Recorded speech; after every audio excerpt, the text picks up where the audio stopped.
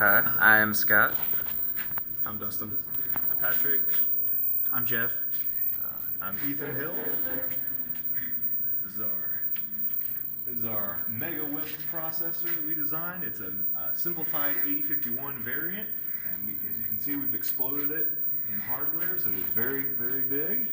I want to start describing up here. Up here we have, it's our simulated ROM, read-only memory.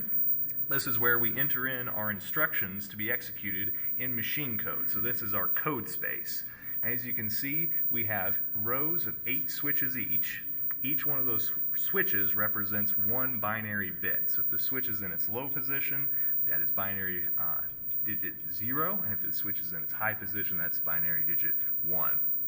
And then on the left here, you can see we have our LCD screens. These will show in assembly code the equivalent byte instructions. If you see right here, we have code 01110100.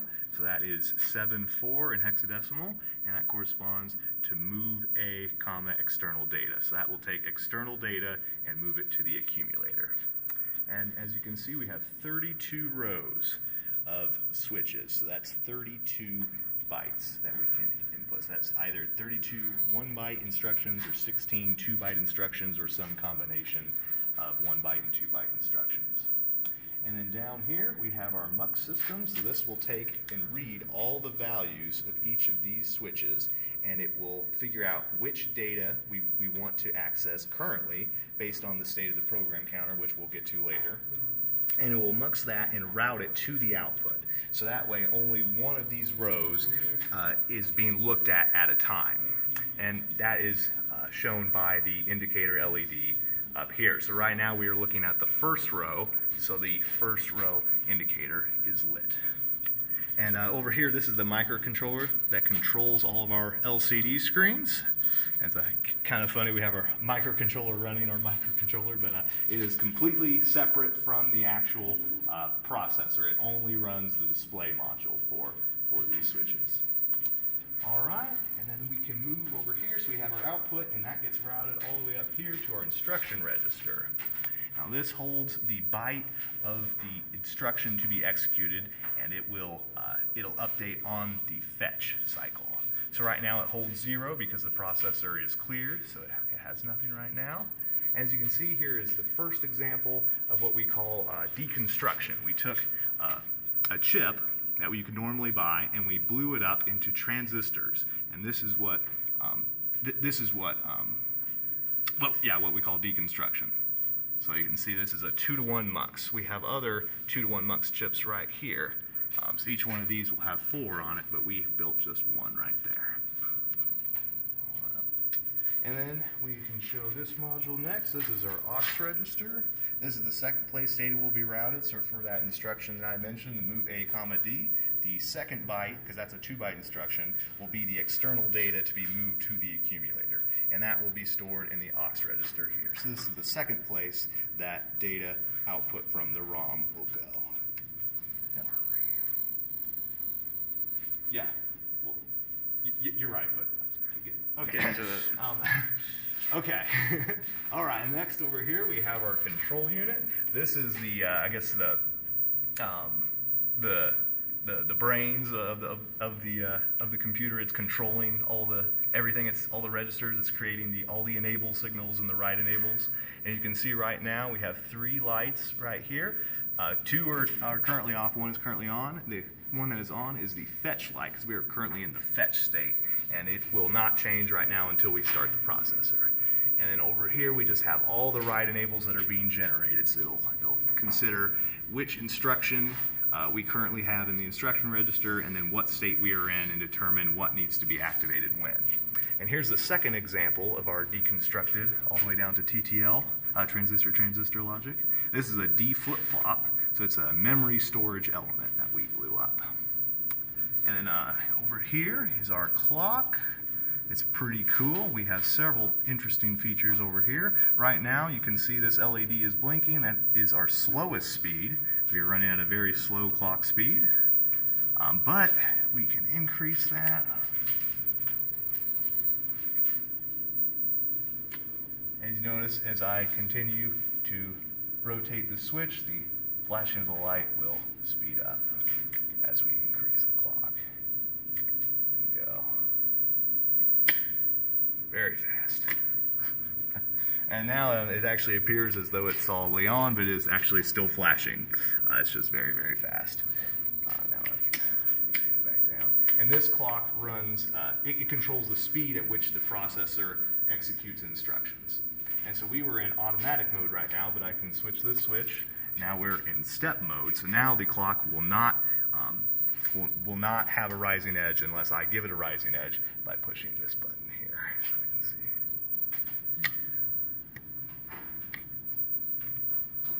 So that allows me to manually control the speed of the processor.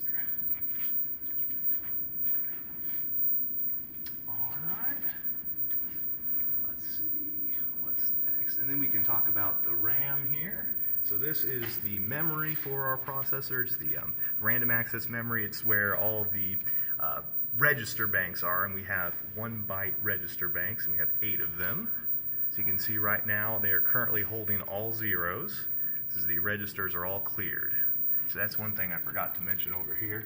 This is the master control switch for the processor, so it's currently in its down position, indicating that the processor is disabled and all the registers are cleared. If I wanted to start the processor, all I would have to do is flip that switch up and the instructions would begin executing. But that switch is currently low, so all the registers are currently cleared. We just have this stuff. Right, and then over here we have the ALU. So this performs all of the arithmetic and logical operations on the data. So data will come in from the aux, and it'll come in. It'll be and also data from the accumulator because it can operate on its the data that's in the accumulator. And it will perform either all the math operations and all the logical operations. That's going to be like add with carry or AND operations, XOR operations, stuff like that. As you can see, we have one light right here that's currently dim. This is our carry out LED. So that will be set high if we have overflow with an ADC operation. And then data from there, from the output of the ALU, gets stored in the accumulator, which is currently 0 because our processor is once again not enabled right now. And then down here we have the 0 flag. So this LED is currently on, and it is indicative of the state of the accumulator with respect to whether or not it's currently holding 0. So right now the LED is on because the accumulator is holding 0. So as soon as this becomes a non-zero value, the LED will go low. And then we have the PC ALU. So this is the logic in charge of controlling the state of the program counter. And the program counter will point to an address in memory for the next instruction. So it will be in charge of making sure that we move at the right speed versus, so like if we have 2 byte instructions, it will need to move quicker than if we have 1 byte instructions. So we'll have to increment on the fetch cycle and the decode cycle for 2 byte instructions. Well, for 1 byte instructions, it'll just increment in the fetch cycle. So that's where all this logic is performed, and then it is stored in the program counter. And you can see it right now, it's holding 0, 0, and that's pointing to the first instruction. So that will be the first instruction executed when I enable the processor. Full adder. Yes, and then this is the final example of deconstruction all the way to TTL, and this is a full adder built out of transistors and resistors. Yeah. 4PCB. Right, and yeah, we'd like to thank 4PCB for sponsoring all of our beautiful green PCBs. They look very nice. We are very happy with them. Yes, we are. Thank you. Thank you. Our advisor. Yes, our faculty advisor, Dr. Dua. Did I talk about everything? Do you want to mention why we have the EEPROMs for the Yes, displays? absolutely. So these giant beasties over here, these huge ICs, these are our EEPROMs.